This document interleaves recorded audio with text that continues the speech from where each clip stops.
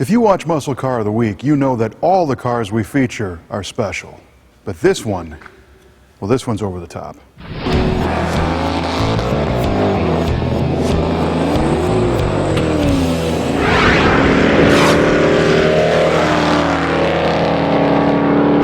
Lots of people have loyalties and favorites to certain muscle cars. You know, Ford guys are Ford guys, Chevy guys are Chevy guys. But there's certain cars, I think, that kind of transcend the brand loyalty, and I think just about everybody thinks they're cool.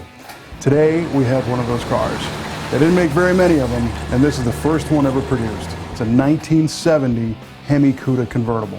For 1970, the Plymouth Barracuda got some new sheet metal. It's an all-new design. They call this the E-body. And it's a very distinctive design. It's got a nice long nose, a short deck lid. But one of the things they did was to increase the size of the engine bay. They made the front suspension a little bit wider, and they made these cars able to accept the biggest engine that they could stuff in it, because Chrysler was building about the biggest engine you could buy at that point, physically anyway, the 1970 426 Hemi. Now this is the street Hemi, and it had been around for a few years, but it just didn't fit in the previous generations of Barracudas. So now you've got an all-new design. They called it the Cuda, and that 425 horsepower, 490 foot-pound torque monster Hemi V8 would fit in their intermediate-sized muscle car. It almost looked like somebody dipped this car in red paint. I mean, it's got a shaker hood scoop, which is red to match, all the red exterior, the red interior, and these Cudas were interesting because they've got a lot of red on the engine bay as well. The inner fenders are red, the bottom of the hood's red, firewall's red, but underneath that giant scoop is the sleeping elephant. 426 cubic inch, hemispherical headed V8 engine, 425 horsepower, 490 foot-pounds of torque. They only made a handful of them in a convertible. I mean, opening this hood on this car is just like two Christmas mornings at the same time.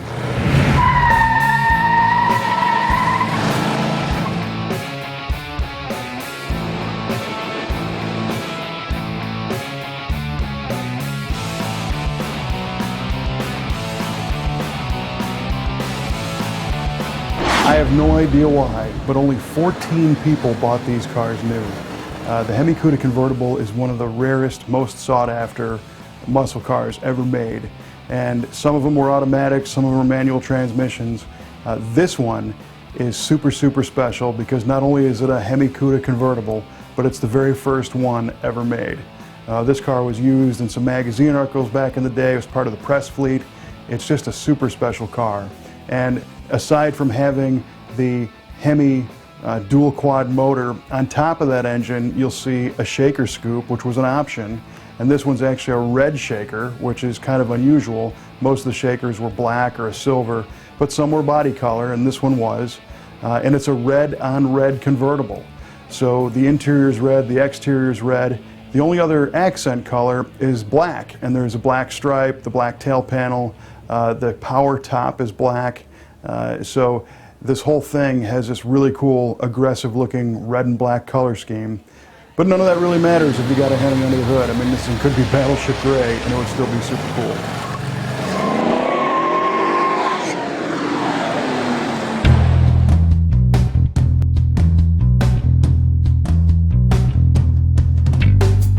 After seeing a red on red Hemi Cuda Convertible driving around, you'd think people would have been lined up to buy these things, but this is the only one made in this color combination. Of course, they only sold 14 of these cars in total in 1970, so every one of them is kind of unique. This one's my favorite. One of the neat things about the Chrysler products of this era is the data tag. It's a little stamped steel tag under the hood, but it gives you the list of everything that this car came with when it was new, and it makes it easier to verify a real car like this one, because if you know how to decode the data tag, you can find what this car came with when it was new. And all of the options and features on this car match the data tag. I mean, this one's got a long, long history. Everybody knows where this car has been, so there's no concern about this being a clone. This is the real deal. And some of the cool things on that data tag indicate that it came from the factory with this color scheme, with this engine, torque flight automatic transmission, a Dana heavy-duty rear axle, 15 by 7-inch rally wheels, the elastomeric plastic bumpers, which are body color. Very cool thing because they enhance the lines of the car. The dual exhaust with chrome exhaust tips that come out the back. That was an option on these things, and this car's got them. Of course, the bucket seats and the console. The Rallye gauge pack and the dashboard. It's got the special S83 steering wheel, and it's got a power top. So, you know, you're not going to find a lot of luxury items in a Hemi Cuda convertible, but power top is pretty neat, bucket seats, it's comfortable to drive, and it will burn the tires all day long. You know, these things made a ton of torque. On the original tires back in 1970, the car magazines were testing these at 1330, 1340 in the quarter mile, 107, 108 miles an hour. Today, you put better tires on them, a drag slick or you know, a drag radial, you've got a low 12-second car. So not only does this thing look super, super cool, it's got the power to back it up, it's a low production number, it's a great color, and it's the first one ever made. I mean, everything points to this being one of the pinnacle muscle cars.